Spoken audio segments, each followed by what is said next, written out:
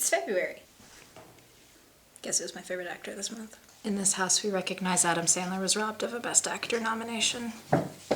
All right, it's Groundhog Day. Welcome to February. I really hope this is up soon, but I have a bunch of reviews that need to go up. But this, in the meantime, is the January recap where I talk about what I watched in the month of January, what I liked, things I want to do differently with the show, things I watched that weren't movies, etc. For the month of January, I watched 8 new movies. If my shirt weren't a giveaway, Adam Sandler starred in 3 of the 8, which is nearly half. And I also watched his special 100% Fresh. And this makes it the first comedy special of the year. I'm in the process of watching a bunch of Adam Sandler content. There's another video I have in mind that it's all going towards. Don't worry, it's not gone to waste. But this comedy special, you know, for having my whole life, everyone talks about his comedy as being very juvenile. Like, the special is kind of juvenile, but it's also surprisingly heartfelt and sentimental. It's sweet in places. I guess not to spoil a comedy special, but he ends the special with a song for Chris Farley and then a song for his wife, which is super, super sweet. I really liked it. I laughed out loud a bunch. He does a great job of setting up jokes and then doing like a reversal. So where you think the punchline's gonna go, he takes it in a different direction. I really like it. I love how casual and laid back he is. I know the specials are probably recorded or rehearsed and worked on for months, but he brings this energy to it that makes it feel like he rolled out of bed and he's like, all right, I have all of this ready to go off the top of my head and I'm gonna make you laugh.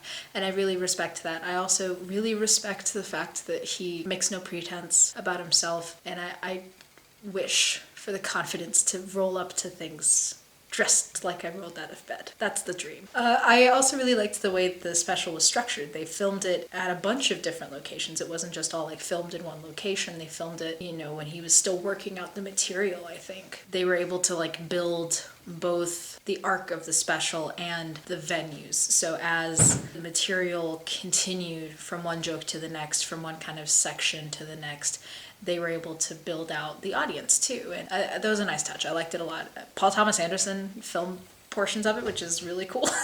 I also really liked that it was kind of just a bunch of random musical bits tied together with really dumb jokes. It was a lot of fun. I see myself watching it again. Yeah, it was good. I really liked it. And again, I never pictured him as being that sentimental of a person. It kills me. It's just really good. I rewatched 3 movies. I rewatched Grease. I watched that while making bread on New Year's Day. Grease is one of my favorite movies of all time. I can talk your ear off for a long time.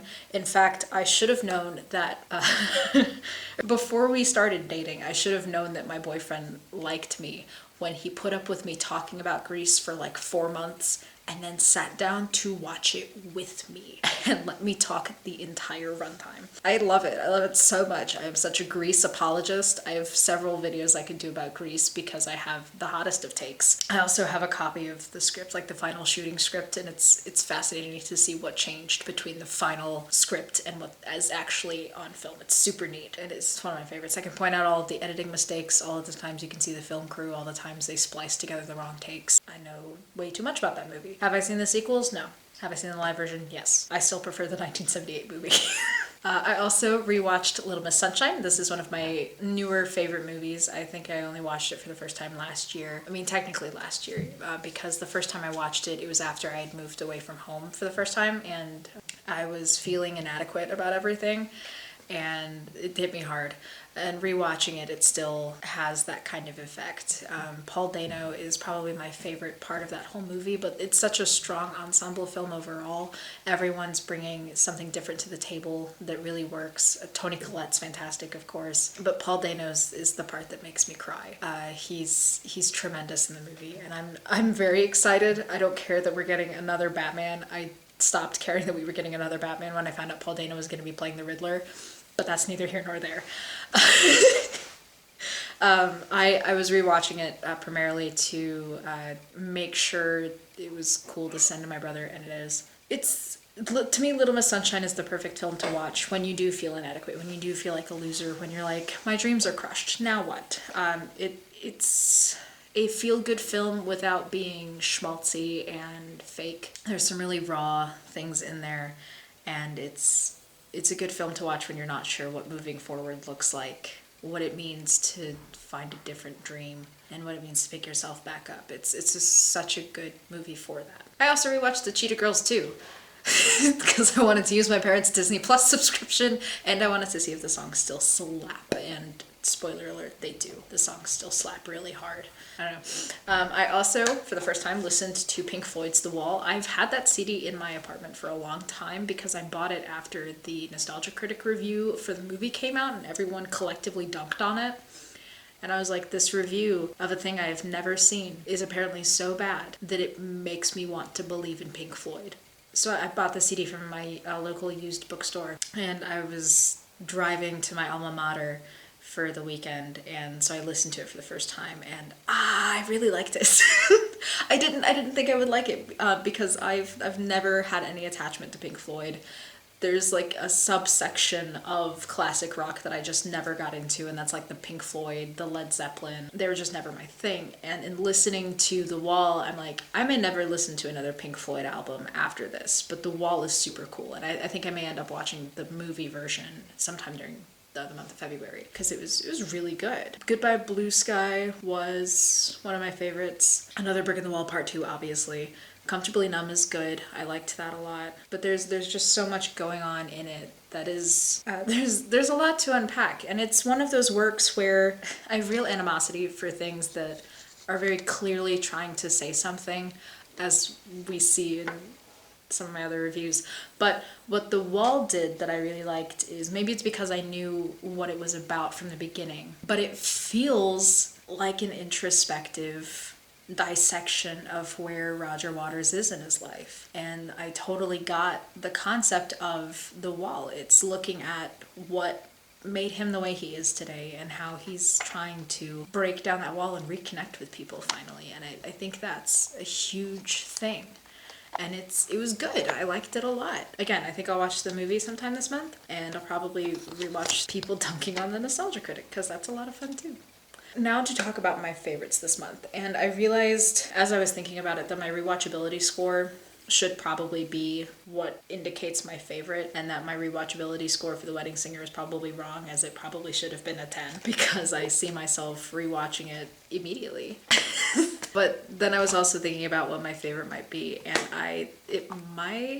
that was the other thing too, is as I was trying to figure out what my favorite movie was, can you stop knocking things off the desk? Part of the difficulty in picking a favorite this month is I watched both some high quality triumphs of artistic vision, and then I also watched like The Wedding Singer, which were all good. I nearly said I didn't hate a film this month, but I technically did. But, the idea that I have a favorite in amongst this, and it would have felt weird to be like, I watched these glorious, beautiful movies. My favorite was The Wedding Singer. So then it's like, well, just pick Uncut Gems if you want to pick the Adam Sandler movie, but you want it to be like fancy. And I don't know.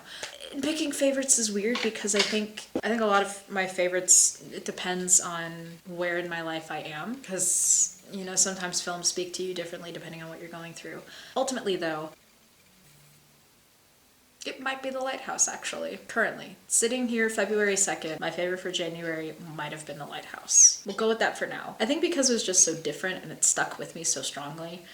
Maybe it was Parasite. We'll say The Lighthouse and or Parasite. But The Wedding Singer is probably going to be the one I watch again next. And that kind of neatly brings it around to what I'm going to maybe do differently for February. I thought by dividing my scores into production, rewatchability, and personal enjoyment, I would have that would give me the freedom to be like, this was a well-made film. I didn't like it. I think rewatchability needs to be adjusted, or I just need to scale everything down to 5, because I did out of 10 because I don't like doing halves for 5, because it's like just multiply everything by 2 and then do it out of 10.